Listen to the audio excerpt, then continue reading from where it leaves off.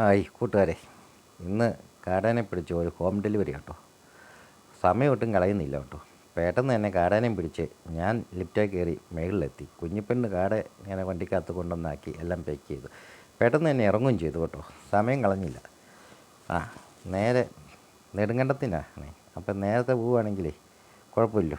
അപ്പോൾ വഴിയിലൊരു കൂട്ടുകാരനെ കൊണ്ടു, പുള്ളീനെയും കയറ്റി പെരിഞ്ഞാങ്കണ്ടി ചെന്ന് പുള്ളി അവിടെ ഇറക്കി വിടുകയും ചെയ്തു. ഞാനൊരു ചായയും കുടിച്ചു. നമ്മുടെ കാനത്തിൽ ബേക്കറിയിൽ നിന്ന് സുജിയാണ് ചായ എടുത്തുകൊണ്ട് തന്നെ. കുഴപ്പമില്ല കേട്ടോ. വെളുപ്പിനെ തന്നെ തുറന്നു കേട്ടോ അവൻ. ചായയും കുടിച്ച് കാശും കൊടുത്ത് ഞാൻ പതുക്കെ നേരെ മാവടി കേട്ടോ. ഇത് നേരെ കിടക്കുന്ന മാവടിയിലേക്കും വലത്തോട്ട് പോയ കട്ടപ്പന നെടുങ്കണ്ടം വഴി കേട്ടോ. ഇത് മാവടിയിൽ നിന്ന് നേരെ മഞ്ഞപ്പെട്ടി കൽക്കൂന്തൽ നെടുങ്കണ്ടം എളുപ്പ വഴി കേട്ടോ. ഒരു 10-15 കിലോമീറ്ററേ ഉള്ളൂ. ഇത് മാവടി സിറ്റിയാണ് കേട്ടോ. മാവടി സിറ്റിയിൽ നിന്ന് നേരെ പോയാലും കേട്ടോ മറ്റേ കൈലാസം നെടുങ്കണ്ടമൊക്കെ ചെല്ലാം. നമ്മൾ റൈറ്റിലേക്ക് തിരിഞ്ഞു. ഇച്ചിരി കൊണ്ട് എളുപ്പം ഇതാണ്, ദൂരക്കുറവ് ഇതാണ്. അപ്പോൾ നേരെ ഇത് മാവടി പള്ളി കേട്ടോ. ഇത് മാവടി പള്ളി സിറ്റിയാണ് കേട്ടോ. പള്ളി സിറ്റി അങ്ങ് കഴിഞ്ഞത് ഒരു ട്രാൻസ്പോർട്ട് കഷ്ടി അങ്ങ് കടന്നു പോയാൽ കാറ് കിടക്കുന്നതാണ് പാടായിരുന്നു. ഇത് ആശ്രയ ബസ്സാണ്. അത് നെടുങ്കണ്ടമാണ് പോകുന്നത്. പക്ഷേ അത് ഇപ്പോൾ പോകുന്ന വേറെ വഴിക്കും. ഇത് മഞ്ഞപ്പെട്ടി. ഇവിടെ ഒരു എൻജിനീയറിങ് കോളേജൊക്കെ ഉണ്ട് കേട്ടോ. പിന്നെ അവിടുന്ന് എത്തി കൽക്കൂന്തൽ. ഇത് മൂന്നാർ നെടുങ്കണ്ടം കേട്ടോ. പൂപ്പാറ കേപ്പ് റോഡ് എന്നൊക്കെ ഉള്ള സ്ഥലത്തേക്കാണ്. ഇടത്തോട്ട് പോയി കഴിഞ്ഞാലോ കേട്ടോ മൂന്നാർ. ഇതിങ്ങനെ നെടുങ്കണ്ടം. ഇത് നെടുങ്കണ്ടം ടൗണിലേക്ക് എത്തി കേട്ടോ.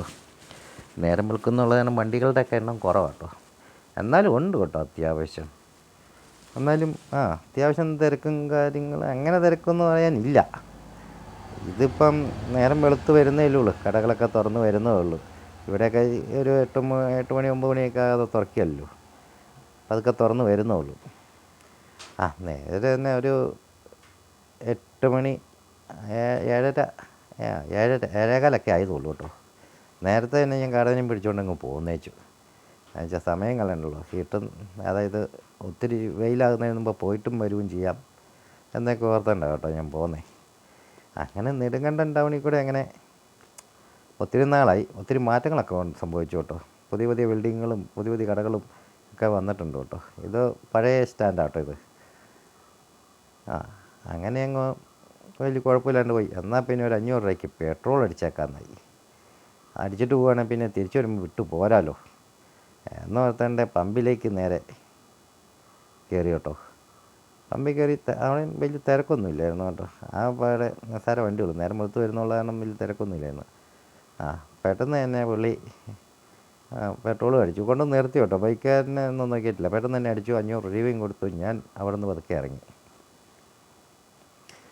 ഇനി നമുക്ക് ഇത് മറ്റേ പോലീസ് സ്റ്റേഷൻ്റെ അവിടെയാണേ. അവിടെ നമ്മൾ ലെഫ്റ്റിലേക്ക് പിടിച്ചു.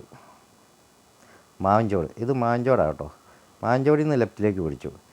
ഇത് ശരിക്കും പറഞ്ഞ് ഇനി സ്ഥലത്തിൻ്റെ പേരൊന്നും അറിയത്തില്ല. ഇവിടുന്ന് നമുക്ക് ലെഫ്റ്റിലേക്കാണ് കയറിപ്പോണ്ടത്. അപ്പം ഞാൻ ഇവിടെ നിർത്തി ആളെ വിളിച്ച് ചോദിച്ചു കഴിഞ്ഞപ്പം ലെഫ്റ്റിലേക്ക് കയറി പോരാൻ പറഞ്ഞു. മതിയായ കയറ്റോ കേട്ടോ. കാരണം വെച്ച് കഴിഞ്ഞാൽ നമുക്കിനി ചെല്ലേണ്ട സ്വർണ്ണക്കുഴി എന്ന് പറഞ്ഞൊരു സ്ഥലമാണ്. എന്നെ നോക്കിയതേ പുള്ളി വഴിയിൽ നിൽപ്പുണ്ട് കേട്ടോ. ഓട്ടോറിക്ഷയിലുള്ളതാണ് പുള്ളിക്കാരനെ. അപ്പോൾ അവിടെ കൊണ്ട് നിർത്തി. എന്നാൽ ശരി ഇവിടുന്ന് കുറച്ചേ ഉള്ളൂ എന്ന് പറഞ്ഞു. എന്നാലും കയറ്റി നിർത്തി. അന്ന് ശകലം റിവേഴ്സ് എടുത്ത് ഞാൻ പതുക്കെ അങ്ങോട്ട് തിരിഞ്ഞു കേട്ടോ. പുള്ളി ഫ്രണ്ടിൽ പോയി കേട്ടോ.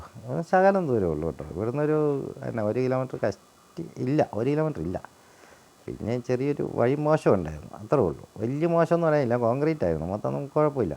ഇതാണ് സ്വർണ്ണക്കുഴി എന്ന് പറഞ്ഞ സ്ഥലം. ആകപ്പാടെ പുള്ളിയുടെ ഒരു കടയും കുറച്ച് വീടേ ഉള്ളൂ. ഇത് പുള്ളിയുടെ മകനാണ് കേട്ടോ. ചാടി വന്ന് നിർത്തിയതും പുള്ളി ചാടി ഇറങ്ങി വന്നു കേട്ടോ. പുള്ളി പെട്ടെന്ന് പോയി പുള്ളിയുടെ ഒന്ന് റെഡിയാക്കി ഇരിക്കാൻ പറഞ്ഞു. ഞാൻ ഒതുക്കി നിർത്താൻ പറഞ്ഞു. ഞാൻ ഒതുക്കി നിർത്തി. അന്നേ പുള്ളിയുടെ മകൻ ഭയങ്കര വർത്തമാനം കേട്ടോ. കുഞ്ഞി പയ്യനാണ്. പുള്ളിക്ക് കാടനെ കാണണം അങ്ങനെയായി. പുള്ളി വണ്ടിക്കകത്തൊക്കെ കയറി കേട്ടോ.